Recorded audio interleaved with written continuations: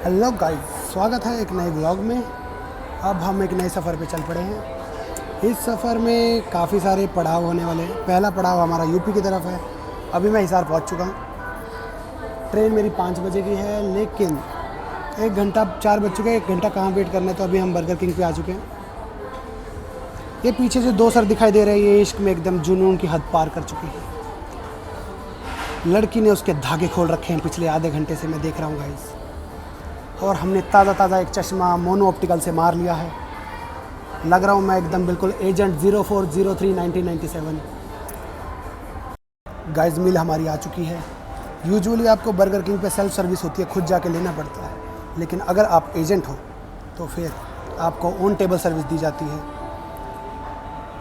ये हमने एक वेज वूफर, एक आलू के चिप्स और ये भांग से मिली हुई ठंडाई मंगवाई है। उनको बोला था एकदम गाड़ी मथ के बनाना, इन्होंने अच्छी खासी बनाई है गाइस। कितने नशे होंगे ये हम आपको ठंडाई पीने के बाद बता ही देंगे। गाइस, इन्होंने ठंडाई में इतने ज़्यादा नशे मिला रखे थे कि अब मैं इसे पैक करवा रहा हूँ कि कहीं मुझे ट्रेन 1 की 2 ना दिखाई देने लग जाए। इसलिए हम यहाँ से जा रहे हैं। गाइस, अब हम रेलवे स्टेशन की तरफ जा रहे हैं। वैसे तो मेरे लिए एक ब्लैक सेडान आने वाली थी, लेकिन कहीं मेरी आइडेंटिटी रिवील ना हो जाए, इसलिए इस ऑटो रिक्शा में बैठ के जाना पड़ रहा है। एजेंट्स को अपनी आइडेंटिटी हाइड करके रखनी पड़ती है। इस आदमी का नाम है हिसार 3093। और अब हम रेलवे स्टेशन की तरफ जा रहे हैं। ये हमारी बर्गर की मिल्की मील है, इसमें हमने नशे भर रखे हैं। काफ़ी मशक्क़त करने के बाद लास्ट मोमेंट में भाग के हमने ट्रेन पकड़ ली है। हाँ, हम अपनी सीट पे बैठ चुके हैं गाइस, और बैठते के साथ ही हमने पूरा बोगी का सामान कब्जा लिया है। ये हमारे नशे की थैली और ये उजाला करने, यहीं से उजाला होता है। हाँ। ये देखिए गाइस, 1 2 3 तीनों का तकिए तक कब्जा लिए हैं। ट्रेन चल चुकी है गाइस। अभी ठंडाई के नशे करके मैं खुद भी सो जाऊंगा, क्योंकि नशे करने के बाद जागना तो मैं खुद भी प्रेफर नहीं करता। नींद पूरी हो गई है गाइस। अभी हम नींद पूरी करके उठे हैं। जस्ट अभी हमने यहाँ पे एक पानी की बोतल ली है, जो देखने में ऐसा लग रहा है कि बप्पी लेरी की ब्रांड है। जैसे कि आप देख सकते हैं, बिरलेरी और फ्लेवर्ड ड्रिंकिंग वाटर। सफ़ेद पानी में कौन सा फ्लेवर मिलाया है इन्होंने, क्या पता। ये बिस्लेरी की दूर की मासी का बेटा है गाइस। आपको बहुत एक इम्पॉर्टेंट बात बताना रह गई थी। जैसे कि मैंने बर्गर किंग का थैला यहाँ पे रखा था, फिर उसे किसी ने उठा के यहाँ रख दिया, फिर अब वो वहाँ चला गया गाइस। इससे एक बात पता चलती है कि जीवन में हर किसी की एक अपनी जर्नी है, और वो उसे खुद ही तय करनी है। और शायद बर्गर किंग के थैले को ये बात पता चल चुकी है, तो वो अपनी जर्नी के लिए खुद ही निकल चुका है। अभी रात को वो इस बोगी पे है, कल सुबह क्या पता किसी कचरे की बाल्टी में हो। तो गाइस, जितना हो सके जीवन जी लो, क्या पता कल हो ना हो। सायोनारा। गाइस, यहाँ पे ये सीक्रेट एजेंट को ढूंढने के लिए पुलिस आई हुई है, लेकिन मेरे इस चश्मे की वजह से कोई मुझे पहचान नहीं पा रहा है। सोच रहा हूँ आगे जाके एक मस्सा भी लगा लूँ। ट्रेन से मैं उतर चुका हूँ। स्टेशन का नाम क्या है अभी पता नहीं, किसी से पूछ लेंगे। यहाँ पे कहीं लिखा भी नहीं हुआ है। इस टंकी पे बड़े बड़े अक्षरों में गोंडा लिखा हुआ है। अभी मैंने यहाँ कुछ बंदरों को चिल करते हुए पाया है। ये एक दूसरे को मसाज दे रहे हैं गाइस।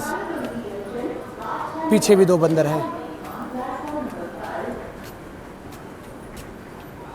इस बंदरिया ने उसको कहा है कि तू खुजा क्यों नहीं रही, मुझे खुद खुजाना पड़ रहा है। खुजा ना साली। इतने में दूसरी बंदरिया नाराज़ होकर चली गई। पैसा ख़त्म, मामला हजम गाइस। इतने पैसे में इतना ही मिलता। गाइस, हम रेलवे स्टेशन से निकल चुके हैं। मेरे लिए फिर से एक ब्लैक सेडान आने वाली थी, लेकिन याद है ना, आइडेंटिटी को रिवील नहीं होने देना, इसलिए हमने इस बार एक ओपन सोर्स पकड़ा है। हमने बैटरी वाला रिक्शा भी नहीं, साइकिल वाला, vocal for local guys, cycle वाला रिक्शा पकड़ा है। 4 की स्पीड पे हमारी साइकिल चल रही है।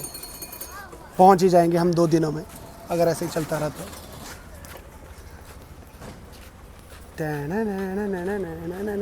हट जाओ, साइड साइड। धूम धूम। ध्यान से देखिए गाइस, सुबह सुबह यहाँ पे मर्दों का बाज़ार लगा है। यहाँ पे दिहाड़ी के लिए किराए के हिसाब से मर्द बिकते हैं। ये एक ऐसा टावर बना रखा है जिसका नाम ही इन्होंने घटिया टावर रख रखा है। तो गाइस फाइनली हम अपने डेस्टिनेशन पे पहुँच गए हैं। और अगर कोई भी इंसान आपको ये कहता हुआ दिखे कि यूपी में तरक्की हुई है तो मेरी तरफ से उसको 2 थप्पड़ मार देना, कह देना मैंने बोला। इनके हालात इतने ख़राब है अभी तक नालियाँ तो इनसे बंद हुई नहीं है और ये तरक्की करेंगे। देखो हालात आपके कभी भी बदल सकते हैं। 1 महीना पहले आप दुबई में थे, 1 महीना बाद आप यूपी में हो। ज़िंदगी का ऐसा ही है। देखो दोस्तों, सो गाइस ब्रेक के बाद मैं अपने सीक्रेट हाइड आउट पे पहुंच चुका हूँ। ये है मेरा रूम और यहाँ से आता है बालकनी का व्यू। खिड़कियाँ खोल के हम देखेंगे कि यहाँ पे बस एक छत है और पीपल का पेड़। हालात को देख के यहाँ ऐसा लगता है कि यहाँ ज़रूर रात को चंद्रमुखी का नाच होगा। दुर्गा अष्टमी भी आने वाली है तो हम हो सके उतना खिड़कियों को बंद ही रखेंगे। और ये कुछ हमें व्हीकल मिले हैं। ये गाड़ियाँ हमारे अगले मिशन पे इस्तेमाल होंगी गाइज़। इस गाड़ी के पीछे बटन दबाने से बम निकलते हैं। दिखने में टॉय कार लग रही होगी लेकिन मिशन इम्पॉसिबल के अगले उसमें यही इस्तेमाल होगी गाइज़। खिड़कियाँ हमने बंद कर दी हैं ताकि रात को कोई छन छन की आवाज़ ना आए। एंड हाँ, नहा के बढ़िया तैयार हो चुका हूँ मैं। इंसान को कम से कम 2 दिन में एक बार ज़रूर नहाना चाहिए। जब भी ये बात मैं किसी को बोलता हूँ, न जाने क्यों वो यूँ करने लगते हैं, लेकिन वास्तविकता यही है गाइस। बेंगलोर के लोगों के पास नहाने का पानी नहीं है, वो 4 दिन में एक बार नहा रहे हैं। वहाँ कोई यूँ नहीं कर रहा। तो वास्तविकता का सामना करना सीखिए और 2 दिन में एक बार नहाइए। हो सके आगे ढकेल दीजिए लेकिन 2 दिन में एक बार नहाइए। Peace out guys. Hello everyone. तो हमारा यूपी का मिशन पूरा हो चुका है। मिशन की गोपनीयता को ध्यान में रखते हुए पिछले 1-2 दिनों में जो कुछ भी हुआ वो बिल्कुल भी रिकॉर्ड नहीं किया गया है और मिशन को गोपनीय रखा गया है। लेकिन मिशन सक्सेसफुल हो गया गाइस। अब हम यहाँ से यूपी से निकल रहे हैं अपने अगले पड़ाव की तरफ। अगला पड़ाव है हमारा मुंबई का। यहाँ पे हम गोंडा रेलवे स्टेशन के फर्स्ट AC क्लास के वेटिंग रूम में हैं और आप देख सकते हैं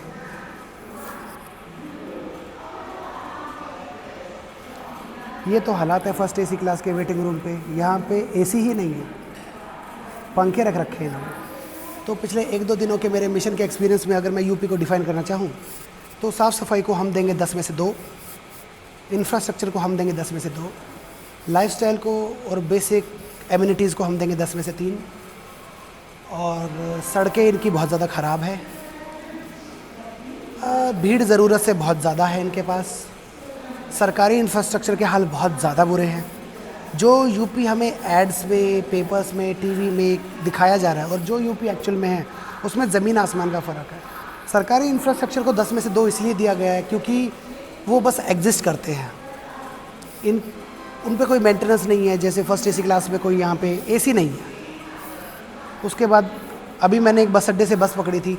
बस अड्डे को 4 दीवारें भी नहीं थी, एक खुले मैदान में बसें आ रही हैं, बसें जा रही हैं, बसें आ रही हैं, बसें जा रही हैं। बस इसका सिस्टम भी बहुत ज़्यादा ख़राब है। तो जो यूपी हमें दिखाया जा रहा है, जो भी यूपी एक्चुअल में है, ज़मीन आसमान का फ़र्क है। सड़कों पे इतना कचरा है कि कचरों के बीच में थोड़ी सी सड़क बाकी है। बहुत ज़्यादा बेकार हालत है। खैर हमें क्या करना है। तो हम यहाँ से अगला पड़ाव हमारा मुंबई की तरफ है। बाय।